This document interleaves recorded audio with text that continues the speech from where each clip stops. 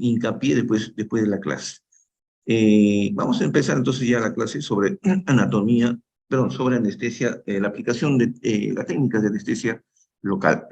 Primero, tenemos que recordar algo de anatomía, ¿no? Eso tienen que estudiarlo también al detalle. Yo sé que en algunos ustedes, por razones de la pandemia, el curso de anatomía lo han llevado en forma virtual, ¿no? Pero esta parte es definitivamente importante, ¿no? Porque si no sabemos cuál es la anatomía, cuál es la distribución anatómica de los nervios, ¿no? Principalmente, no vamos a poder obtener un resultado adecuado con nuestra anestesia.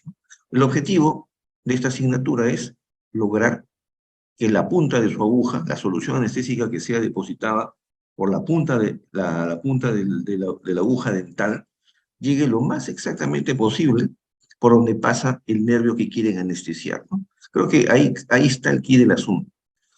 El tema es que nosotros no vemos, no tenemos microscopio en los ojos y no podemos ver a través de los tejidos por donde está pasando el nervio dentario inferior, el nervio lingual, o cualquiera de los nervios que queremos anestesiar. Sabemos por referencias anatómicas que debe pasar por acá, ¿no? Pero no necesariamente va a pasar por acá. Entonces, no, depositamos la anestesia lo más cerca posible por donde usualmente esperamos que el nervio esté transcurriendo o esté pasando. Por eso, en cuanto a la anatomía básica, tenemos nosotros que la inervación sensitiva, no la motora, sino la inervación sensitiva del maxilar superior e inferior, está por las ramas 5.2, o sea, el quinto 2 y quinto 3 del nervio trigémino, ¿no? El nervio quinto 1 es el oftálmico, no forma parte de nuestra profesión. El quinto 2 es el nervio maxilar superior, que da inervación al maxilar superior y todo lo que se encuentra a ese nivel de la cara, tanto en tejidos duros como en superficie. Y el quinto 3, o nervio mandíbular, ¿no? Es aquel que da inervación sensitiva al tercio inferior de la cara, incluida la mandíbula y todos los tejidos blandos y dentarios que se encuentren a ese nivel. ¿Cuál es la distribución de estos nervios?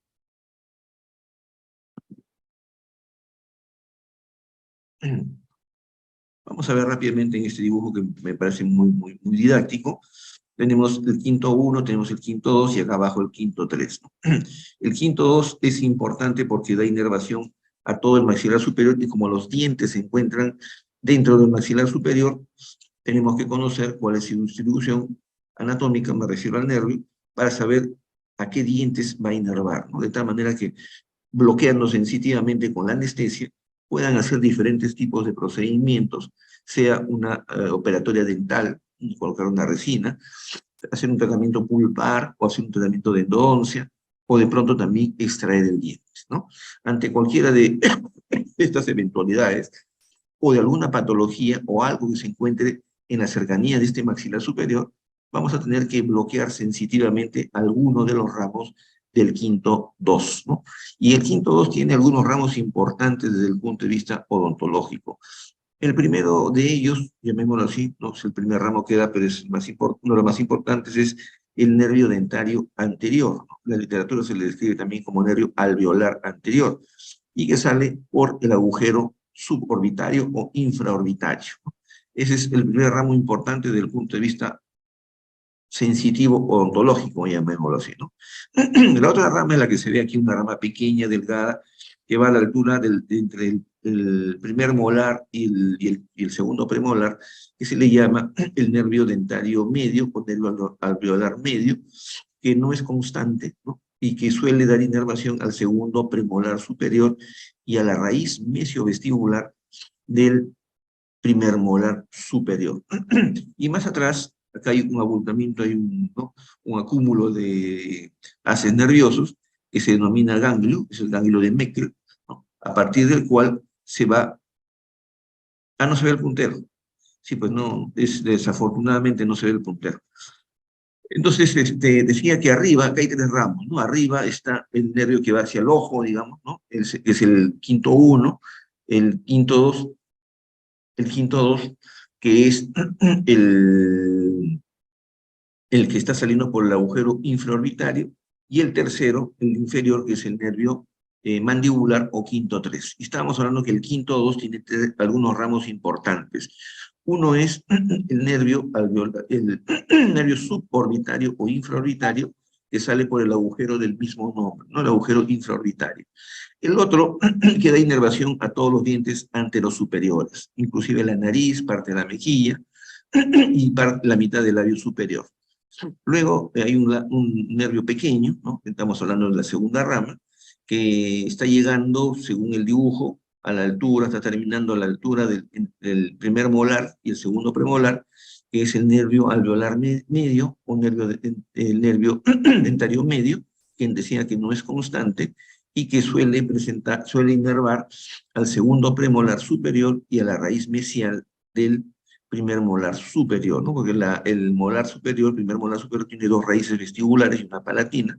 Entonces la raíz vestibular, la raíz mesial, perdón, mesiovestibular, es inervada cuando existe por el nervio dentario medio y cuando no existe por el nervio dentario anterior. Y luego, por detrás de la tuberosidad, vemos un engrosamiento, ¿no? Estoy hablando del quinto 2, un engrosamiento neural que se llama ganglio, es el ganglio de Meckel, que es el punto de partida para una serie de nervios, entre ellos el nervio dentario posterior, ¿no? El nervio dentario posterior o nervio alveolar posterior, que ingresa por detrás de la tuberosidad y que da inervación a los tres molares superiores, ¿no? Y el quinto 3, ¿no? El quinto 3 es el nervio mandibular, o quinto 3, ¿no? Que tiene varias ramas importantes, ¿no? La primera, que sale hacia atrás y hacia arriba, y que vuelve al cuello del cóndilo, y que da inervación sensitiva a la articulación temporomandibular, que es el nervio aurículo temporal, ¿no? También da inervación al pabellón, al pabellón auricular externos a la oreja, básicamente. Ese es el primer ramo importante que da el quinto 3. Luego da una rama que se va hacia el lado vestibular, que se llama el nervio bucal, ¿no? Que por su extensión, algunos libros lo denominan bucal largo, ¿no? Yo creo que es un exceso, porque si hay bucal largo, debería haber bucal corto, ¿no? Y no existe bucal corto. Es decir, estamos hablando del mismo nervio, es decir, el nervio bucal, ¿no? Y que da inervación sensitiva, básicamente, a lo que es el carrillo. Y luego las ramas terminales del quinto 3, es decir, la parte final del quinto 3, que son el nervio lingual y el nervio dentario inferior, o también llamado en algunos libros como nervio alveolar inferior, de acuerdo a la traducción de cada libro. Sí, algo, buenos días.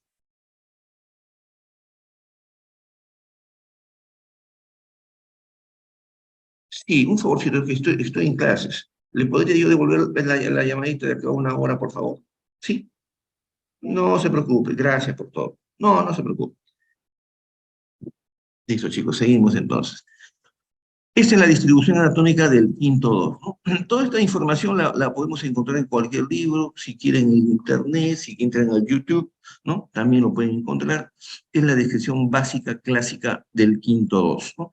Y me había olvidado que existe una rama importante del quinto 2. Yo había mencionado al nervio suborbitario, es uno. Había mencionado el nervio alveolar medio o nervio dentario medio y el nervio dentario posterior, ¿no? Pero me había olvidado decir que también una rama del quinto 2 es el nervio nasopalatino.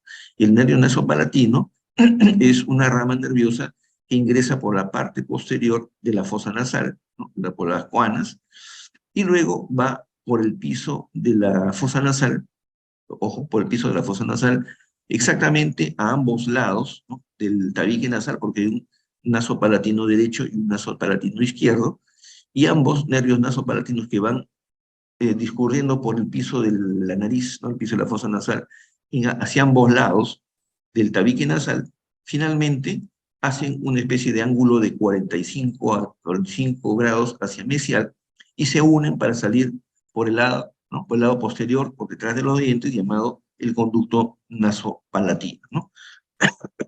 Que vamos a verlo poco a poco. Un poco acá también la distribución anatómica nos muestra, acá nos muestra por ejemplo dos ramos nada más, ¿no? un ramo anterior, ¿no?, más gordo, más grueso, y un ramo más pequeño, más delgado, que va a los molares superiores. Es decir, en esta distribución, en esta configuración que nos da este dibujo, esta gráfica, nos muestra el dentario anterior, el más grueso, y el dentario posterior, que es más delgado, ¿no? En otras distribuciones aparece también un nervio dentario medio, más delgadito entre ambos, pero no siempre ocurre, por eso que en algunas descripciones gráficas ni siquiera lo mencionan. Aquí lo importante es siempre la raíz mesial, no, mesiovestibular del primer molar es la que tiene una inervación diferente al resto de las raíces.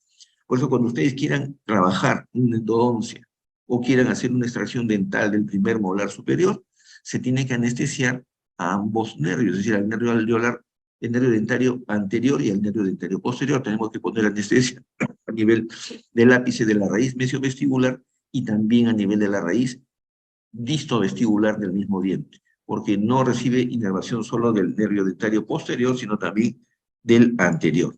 Esta es una distribución que aparentemente es más compleja, es la distribución anatómica según el Testit, ¿no?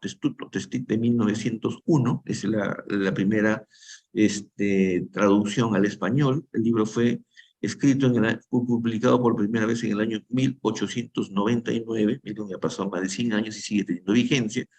Entonces, en el primer libro de anatomía descriptiva, menciona justamente esta descripción, ¿no? El problema me dicen que no se llega a ver el puntero, pero nosotros vemos el nervio dentario inferior, ¿no? Que acá aparece como nervio alveolar, ¿no? Y que tiene una rama que se va hacia abajo y hacia adentro, que se llama el miloioideo, que es una rama secundaria, y más abajo, la porción anterior, que termina finalmente en el nervio lingual y en el nervio dentario inferior, ¿no? Y el nervio dentario inferior, bueno, yo lo conozco, yo lo aprendí como dentario inferior, he visto que algunos de ustedes le dan la denominación de alveolar inferior, depende del libro, pero estamos hablando de lo mismo. Entonces, el nervio dentario inferior ingresa por el conducto del mismo nombre, ¿no?, a la altura de la espina de Spix, la cara interna, o sea, la cara lingual de la rama ascendente de la mandíbula, ingresa, ¿no?, al interior de la rama ascendente y se va hacia abajo y hacia adelante y hacia afuera para dar inervación a toda la hemimandíbula en este caso, ¿no? Y los ramos terminales del dentario inferior, ¿no?, porque al final se divide en dos. Uno es un ramo vestibular que se llama el nervio mentoniano, que está acá, perdón, y el otro es el nervio incisivo, que es de menor importancia, que da inervación básicamente a los 4 incisivos inferiores, ¿no? De ahí, entonces, que este es nuestro punto de partida para las técnicas anestésicas. Si bien la mayoría de personas, los seres humanos, tenemos un conducto dental inferior, lo cierto es que embriológicamente tenemos dos conductos dentarios, llamémosle uno superior y uno inferior, que durante el proceso de crecimiento y desarrollo fetal, de desarrollo intrauterino, se juntan, ¿no?, de tal manera que cuando nacemos, en la mayoría de los casos, nacemos con un solo conducto dentario.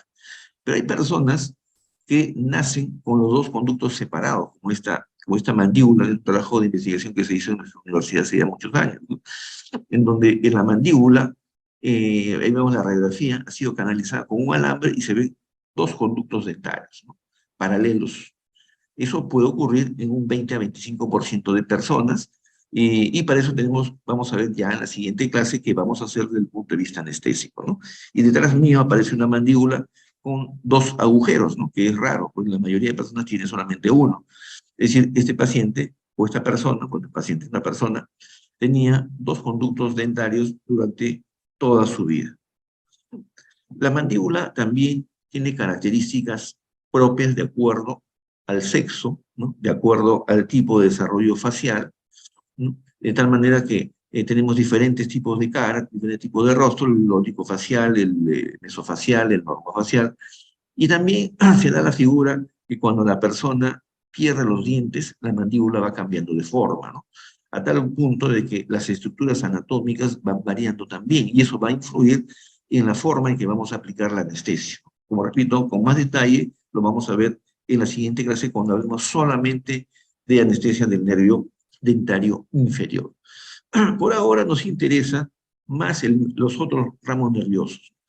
El agujero mentoniano es el punto de salida del nervio del mismo nombre, que no es otra cosa más que la terminación final del nervio dentario inferior, ¿no? Porque dentro de la mandíbula el nervio dentario se divide en dos ramos terminales, uno es vestibular, que se llama el nervio mentoniano, y otro es el nervio incisivo, ¿no? El agujero mentoniano es muy importante desde el punto de vista de la anestesia, porque nos permite, o permite en todo caso, que la solución anestésica que van a colocar en el paciente pueda ser absorbida a lo largo, a través de este agujero, ¿no? Ingrese al conducto, porque hay agujero mentoniano y hay conducto mentoniano, o sea, la salida del conducto mentoniano es el agujero mentoniano, o sea, no es que uno exista y el otro no.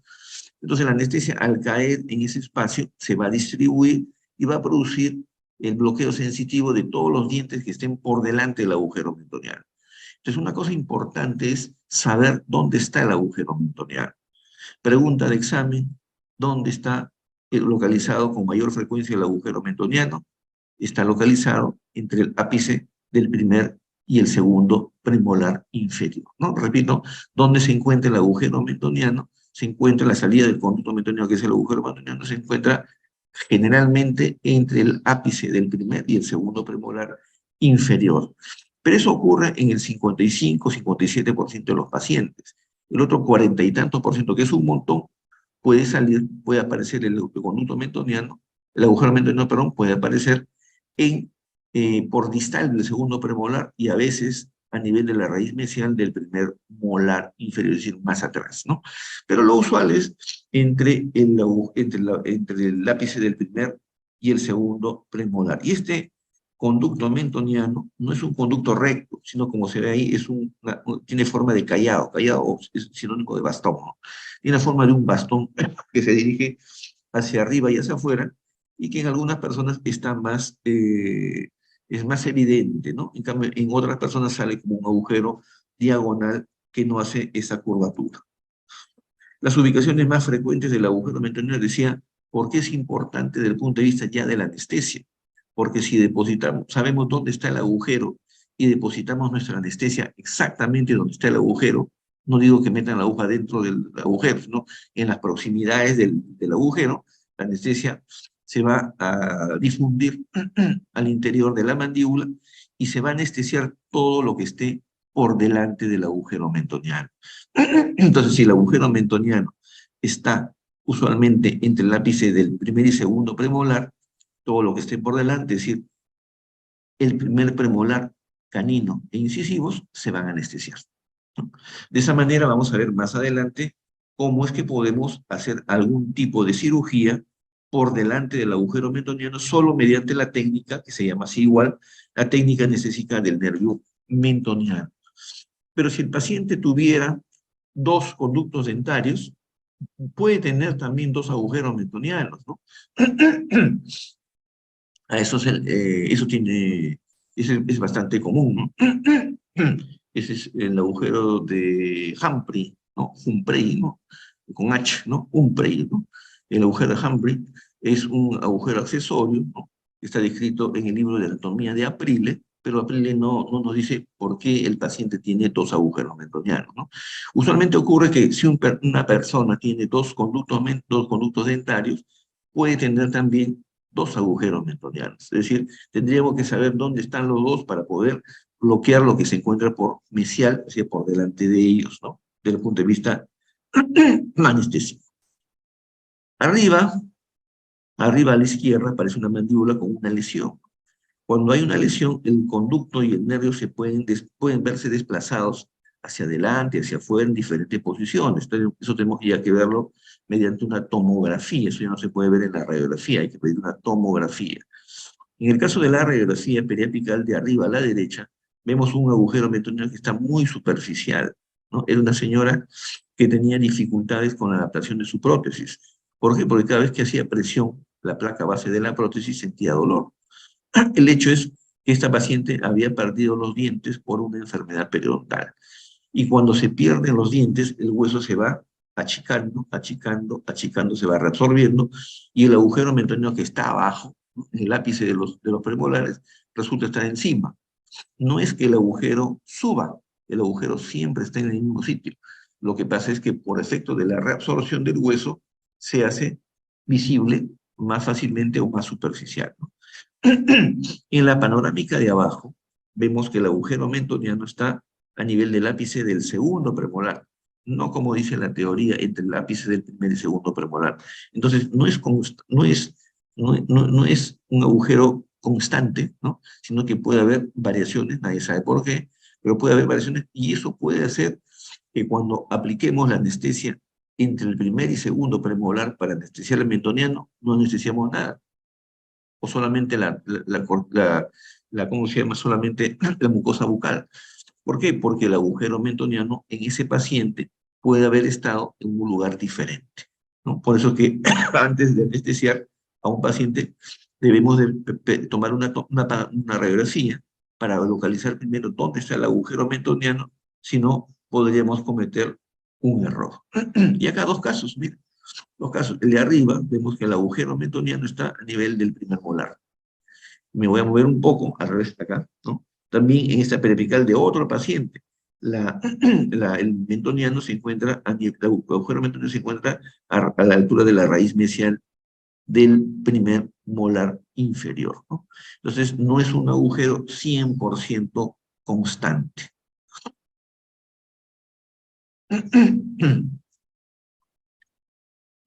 También acá vemos dos casos, en ambos casos, tanto en la panorámica de arriba como de abajo, vemos a los conductos mentonianos a nivel del segundo premolar y no entre el primer y segundo premolar. Este paciente que perdió los dos de arriba corresponden a un paciente de abajo, ¿no? Se ve claramente que la tomografía nos muestra que no existe conducto dental inferior, existe canal dental inferior, porque la reabsorción del hueso es tan grande que el conducto ha quedado literalmente encima. O sea, el conducto dental inferior no ha subido, siempre estuvo en esa posición, pero todo el hueso que estaba encima se ha reabsorbido.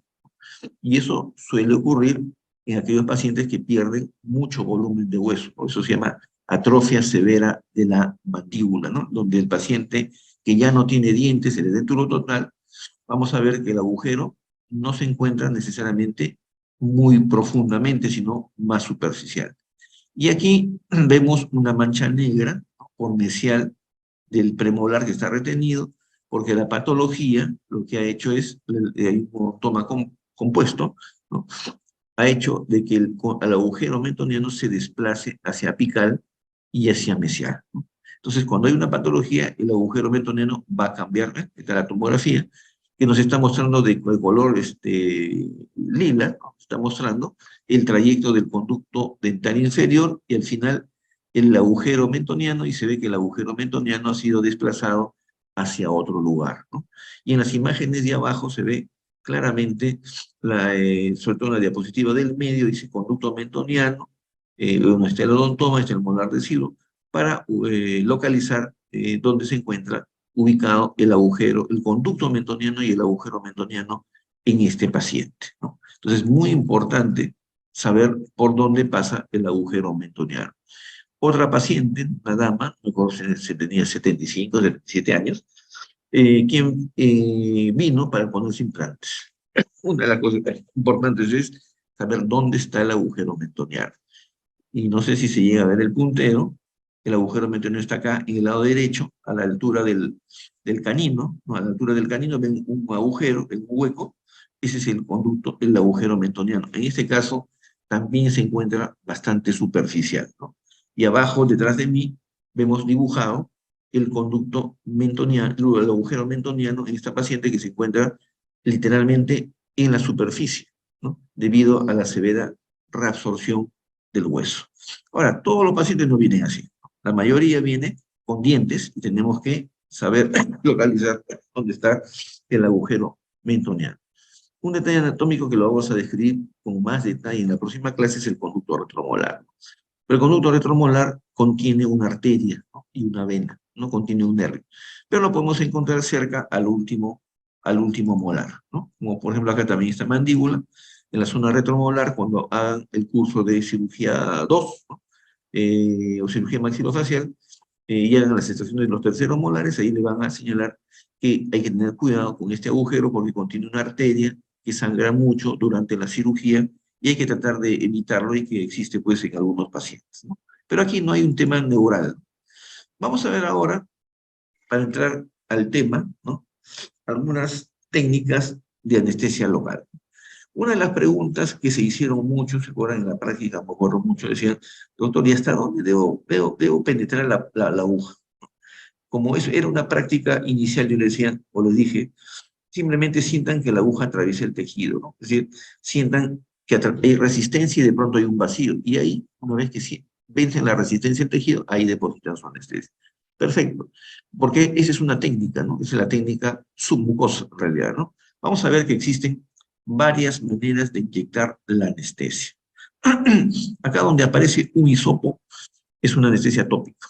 Se entiende que estamos aplicando una anestesia al 5% o al 10% de concentración para que se produzca un efecto anestésico tópico y al momento de inyectar, es decir, al momento de poner la aguja, el paciente sienta menos, ¿no? Sienta menos dolor. En la imagen del medio, ya la aguja está penetrando por debajo de la mucosa, que es lo que hemos hecho, ¿no?, el otro día, pero yo no le digo que lo pongan ahí porque duele. Dije, póngalo abajo en el fondo del surco, que es el tejido más elástico, pero siempre el principio es atravesar la mucosa y luego depositar la anestesia, ¿no? Ahí estamos hablando de una anestesia submucosa, que es o infiltrativa, ¿no? Aunque la infiltrativa tiene varias variantes, ¿no? En todo caso, la que hemos hecho en la clase práctica es una anestesia infiltrativa submucosa, ¿no? La otra, la que aparece a la derecha, es una donde se ve que la aguja o la punta de la aguja está ingresando al espacio periodontal, ¿no?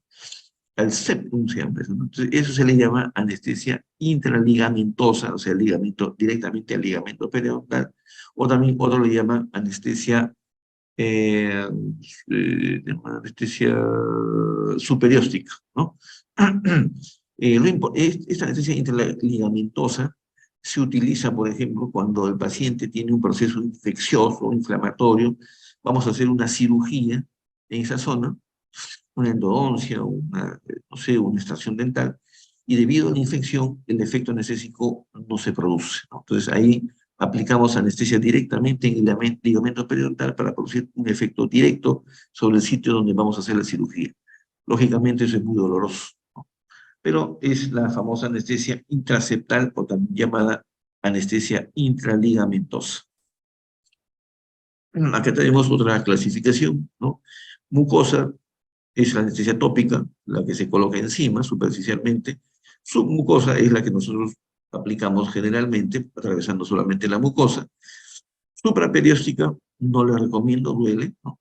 Es decir, penetran la mucosa cerca del reborde alveolar y depositan la anestesia en ese espacio donde la encía está firmemente adherida al hueso y eso duele, ¿no? Igual que la subperióstica por debajo del periósteo. Ya les he explicado cuál es la intraligamentosa. Intraósea la tenemos que hacer necesariamente cuando ya hemos hecho un colgajo, hemos hecho un corte de la encía, hemos perforado la cortical del hueso, estamos haciendo ya la cirugía y hay dolor, ¿no? Hay dolor o sangrado excesivo del hueso trabecular. Entonces, en ese caso, la anestesia se coloca directamente sobre el hueso trabecular para producir una isquemia y por ese mecanismo se produce la anestesia, ¿no? ¿Por qué digo esto? Porque el hueso medular no tiene inervación, ¿no? Solamente tiene irrigación.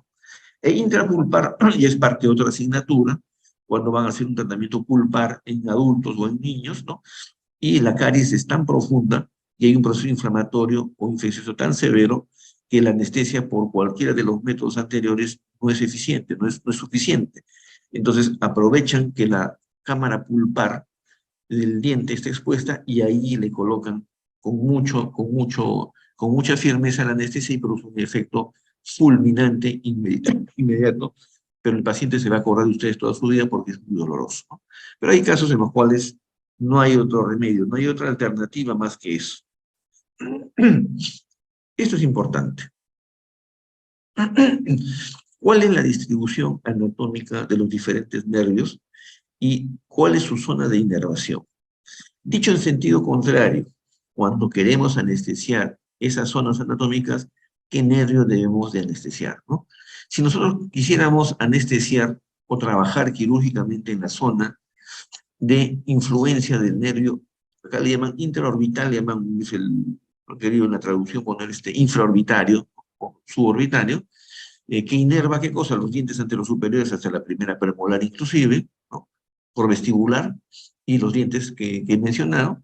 Entonces debería yo inyectar anestesia lo más cercanamente posible al nervio infraorbitario, ¿no? Y bloqueo sensitivamente todas esas zonas. Ese es el mensaje de esto, ¿no? Cuando dices alveolar superior medio, cuando el paciente lo tiene, no sabemos quién lo tiene, pero vamos a hacer la extracción de un segundo premolar o la extracción de una primera molar, tenemos que anestesiar la raíz mesiovestibular, ubicamos dónde está este nervio porque esa es la zona de influencia donde produce sensibilidad y lo vamos a bloquear con nuestra anestesia. El nervio alveolar posterior superior, en realidad se refiere al nervio dentario posterior, ¿no? Porque tenemos nervio dentario anterior y posterior en maxilar superior, y abajo solo existe inferior, ¿no? Son los tres únicos. Entonces, cuando queremos extraer un diente, un molar superior, colocamos anestesia para bloquear el nervio dentario posterior, que acá está descrito como nervio alveolar superior posterior, ¿no? Entonces, el nervio dentario posterior lo inyectamos con anestesia, ¿para qué? Para extraer o para hacer algún tipo de tratamiento en el primer, segundo o tercer molar superior, ¿no? Y abajo es más sencillo. Abajo. ¿Qué tenemos que hacer abajo cuando vamos a hacer una cirugía? Tenemos que pensar que vamos a anestesiar, porque arriba, si ustedes se han dado cuenta, cuando anestesian el nervio de influencia o de distribución, bloquean tanto el diente como la mucosa vestibular a la vez, porque es el mismo nervio. Pero abajo, toda la mucosa vestibular está inervada por el nervio bucal, mientras que los dientes están, como están dentro del hueso, están inervados por el nervio dentario inferior. Entonces tenemos que hacer dos funciones por lo menos, ¿no? Una inyección para bloquear el nervio dentario inferior y otra inyección para bloquear al nervio bucal. Correcto. Cuando queremos hacer alguna cirugía en los incisivos, en el canino inferior, incisivos inferiores, canino inferior y primer premolar, dije hace unos minutos, que es suficiente con colocar anestesia al nervio mentoniano, porque vamos a bloquear todo aquello que esté por delante del nervio mentoniano, ¿no? Pero al paciente le va a doler la encía. Por eso es que tenemos que anestesiar también al nervio bucal. Doctor, y por el lado lingual, si es un diente anterior inferior, vamos a tener que anestesiar al nervio mentoniano, al nervio bucal y también al nervio lingual, ¿no? A los tres a la vez. Repito, cuando queremos hacer alguna cirugía en el primer premolar inferior, canino inferior o incisivos inferiores, necesito anestesiar tres nervios. Uno es el mentoniano, para bloquear todo lo que esté por delante de él. Número dos, el nervio bucal, para que anestesie la encía y toda la mucosa vestibular. Y tercero, el nervio lingual que está por detrás, para también anestesiar la encía y toda la mucosa que esté por detrás de esa pieza dental, ¿no? Eso es lo que tenemos que hacer cuando el diente es entre primer premolar y primer premolar inferior. Cuando estamos hablando del segundo premolar, suponiendo que el mentoniano esté al medio entre el primer y segundo premolar, ya no podemos utilizar el mentoniano. Vamos a utilizar otra técnica en la cual vamos a anestesiar el dentario inferior y el nervio bucal a la vez y también anestesiar el nervio lingual. Es decir, también tenemos que anestesiar a los tres nervios, dentario inferior, bucal y lingual. Solamente que la técnica es diferente y eso lo voy a explicar en la próxima clase, no se preocupe. En el maxilar superior, entre el canino y canino, paladar, donde están las arrugas palatinas, en la zona de influencia neural, nerviosa, sensitiva, es el nervio nasopalatino, la salida del nasopalatino. Entonces, si extraen un diente de la zona antero superior, tiene que anestesiar el otro lado de la mucosa, el lado palatino. Es decir, tiene que anestesiar al nervio nasopalatino, ¿no?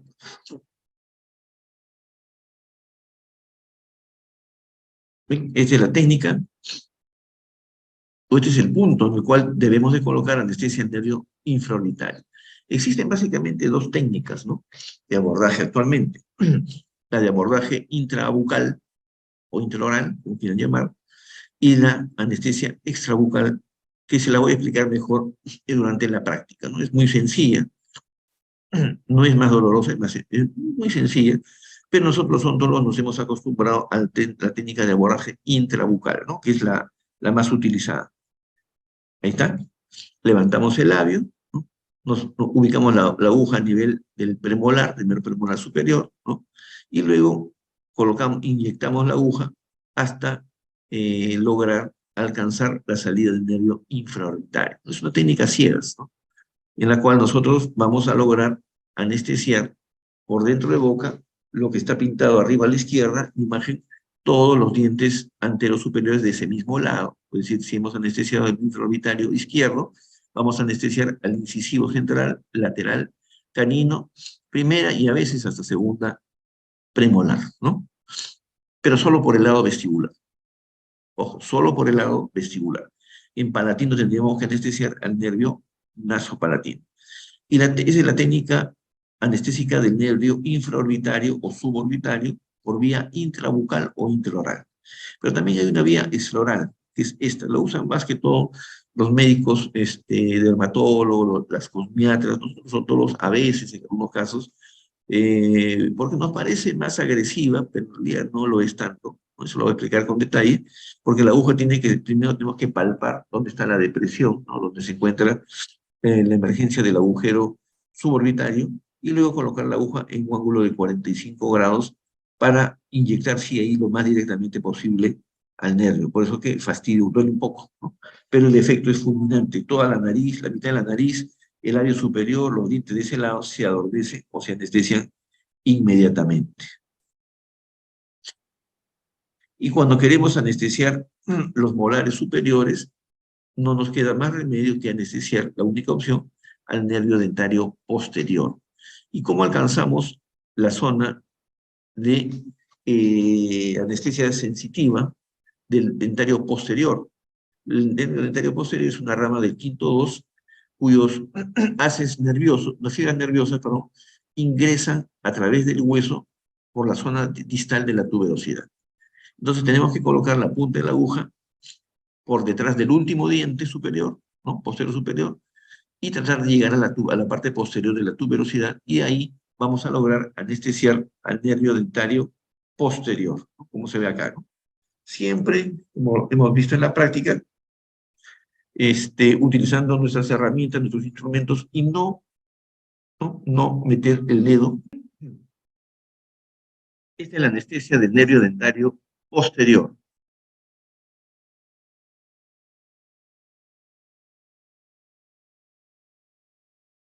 Listo. Luego, acá en esta opción sí creo que se ve el puntero. Es el nervio, el dentario posterior, que ingresa a través del hueso vertical por detrás del último molar superior. Pero nosotros sabemos que por detrás de de la tuberosidad se encuentra la apófisis pterigoides, ¿no? Formando un espacio triangular que se llama el espacio pterigoideo. En el espacio pterigoideo se encuentra el quinto 2, ojo, no las ramas terminales del quinto 2, sino el quinto 2. Si nosotros pudiéramos llegar a la fosa pterigomaxilar con la aguja, podemos lograr o conseguir la anestesia del nervio dentario, del nervio maxilar superior, del quinto 2, no estoy diciendo del nervio dentario posterior. Y una de las técnicas más utilizadas es la técnica a través del agujero palatino posterior, ¿no? En el paladar, de la técnica transpalatina. Y el agujero palatino posterior, ¿no? se encuentra, se encuentra el lado posterior del paladar, y tiene un trayecto más o menos un largo de 2.2 a 2.4 milímetros, que lo podemos atravesar con la jeringa, como se ve acá, ¿no? Vamos buscando donde se encuentra, acá, ¿no? En la parte de atrás sí, la aguja desaparece, y vamos a ver pues la técnica. Ahí está, hemos localizado el agujero palatino posterior y estamos inyectando directamente en el agujero palatino posterior. Este es troncular del maxilar inferior. Vamos a verlo de nuevo.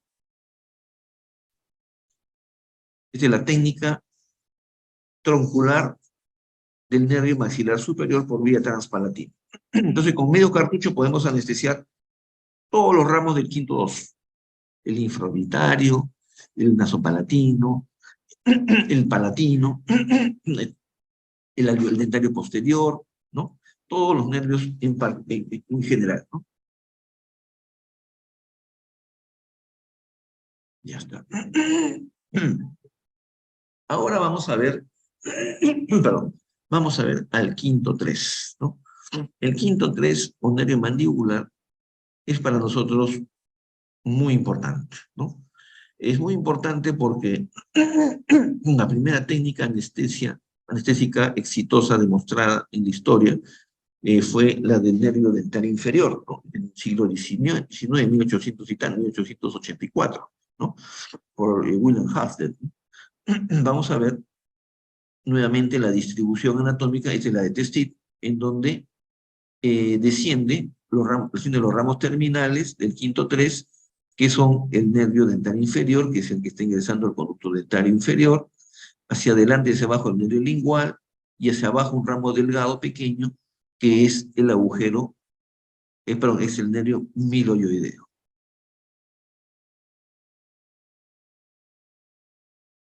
Desde el punto de vista de la anestesia, el agujero mentoniano hemos dicho que nos permite anestesiar, ¿no?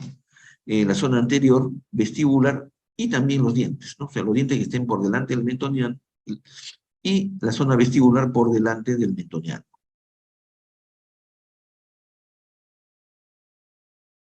Esta es la anestesia del nervio bucal.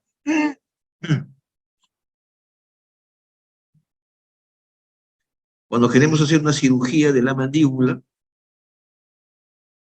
necesariamente tenemos que inyectar la anestesia en vestibular, fondo surco vestibular, para anestesiar el nervio bucal, ¿no? Es inevitable.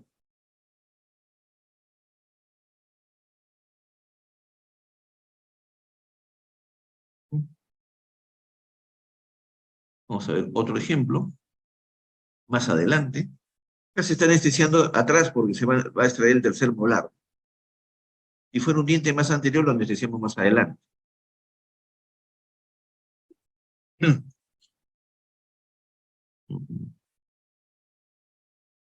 Y un tercer ejemplo, creo que hay 4, acá también vestibular, por donde está descendiendo el nervio bucal, ¿no? Está grabado con la voz, no he quitado la voz. Estoy explicando, no, doctores, cómo se inyecta, ¿no?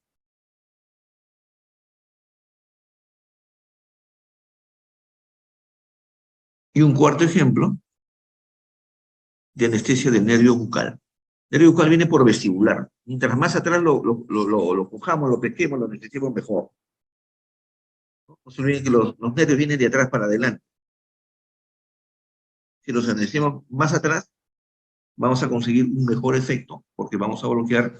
Cuando queremos anestesiar al primer premolar, el canino, el incisivo lateral y el incisivo central inferior, tenemos que anestesiar necesariamente o bloquear necesariamente al nervio mentoniano por vestibular y por lingual al nervio lingual. Es decir, tenemos que hacer como mínimo 2 punciones, sea para una endodoncia, sea para una operatoria, con mayor razón si es una cirugía, una extracción o algo similar. Entonces, repito, si quieren hacer alguna cirugía en el primer premolar canino, incisivo lateral y central inferior, tienen que anestesiar al nervio mentoniano y también al nervio lingual. Y si es en la mandíbula posterior, es decir, vamos a extraer o hacer alguna cirugía en el segundo premolar, primer, segundo o tercer molar, tenemos que anestesiar 3 nervios, el dentario inferior, el bucal y el lingual. Pero aquí no es necesario hincarlo 3 veces al paciente, porque vamos a ver en la clase próxima las técnicas de anestesia del nervio dentario inferior, en donde con una sola punción a veces podemos anestesiar al dentario inferior y al lingual con una sola inyección. Y a veces con otra técnica podemos anestesiarlos a los 3 con una sola inyección, con una sola punción. Lo cierto es que cuando van a hacer alguna cirugía en los dientes posteriores, o en la zona posterior del segundo premolar para atrás, necesariamente tenemos que anestesiar a los 3 nervios.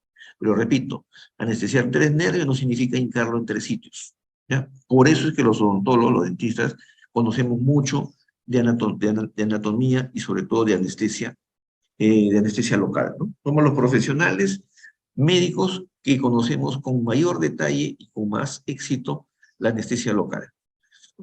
Y si voy a extraer un diente superior o voy a hacer una cirugía superior, hay que ver si también es adelante o es atrás. Si es una cirugía en el incisivo central, incisivo lateral, canino o hasta primera premolar superior, tengo que anestesiar al nervio infraorbitario y al nervio nasopalatino. Uno por vestibular y el otro por palatino. ¿Eh? El lado palatino es básicamente para anestesiar la encía, para anestesiar la mucosa, ¿no? Y el vestibular es para anestesiar la encía, en la mucosa, pero también a la pieza dentaria. Y si la cirugía es en el segundo premolar y este paciente tiene nervio dentario medio, cosa que no sabemos en la realidad, deberíamos anestesiar al nervio dentario medio y al nervio palatino posterior, ¿no? El nervio palatino posterior es el que está por el lado palatino, ¿no? Para la mucosa. ¿Y cómo sabemos si este paciente tiene o no alveolar medio? Como no sabemos, y usualmente el nervio alveolar medio es una pequeña rama del nervio dentario anterior, o sea, del infraorbitario, mejor anestesiamos el infraorbitario y se acabó el asunto, ¿eh? Pero si somos más exquisitos, como dicen los abogados, somos más puristas, deberíamos anestesiar al nervio dentario medio y al nervio palatino. Pero esto es un tema teórico puro, porque en realidad en la práctica no podemos saber si este paciente tiene un nervio dentario medio independiente del nervio dentario anterior, de rama del nervio dentario anterior, una variación. O el primer molar, y esto me hace recordar mis épocas universitarias, era lo que más me preocupaba, ¿no? Porque tiene una inervación tanto del nervio dentario anterior como del posterior. Y me confundían porque no me lo explicaron así tan sencillo, porque es sencillo. El nervio de la primera molar tiene 3 raíces, 2 vestibulares, una palatina. Las 2 vestibulares son la mesial, o sea, mesiovestibular, y la distovestibular, ¿no? Entonces, de las 3 raíces, la mesial, o sea, la mesiovestibular, está inervada por el nervio dentario anterior, o medio si es que hubiera, ¿no? Y en la raíz palatina y la raíz distovestibular están inervadas por el nervio dentario posterior, ¿no? Repito, la raíz mesiovestibular del primer molar superior está inervada por el nervio dentario anterior, o sea, el infraorbitario. Y si ese paciente tiene por excepción, por rareza, un ramo que se llama nervio dentario medio, que es rama del nervio dentario anterior, entonces tengo que anestesiar este nervio dentario anterior, ¿no? Y también tengo que anestesiar el nervio dentario posterior, porque la raíz palatina y la raíz distovestibular del primer molar están inervadas justamente por el nervio dentario posterior. Eso es por vestibular y para anestesiar el diente. Y para la mucosa palatina, solo para la mucosa palatina, tengo que anestesiar al nervio palatino posterior, ¿no?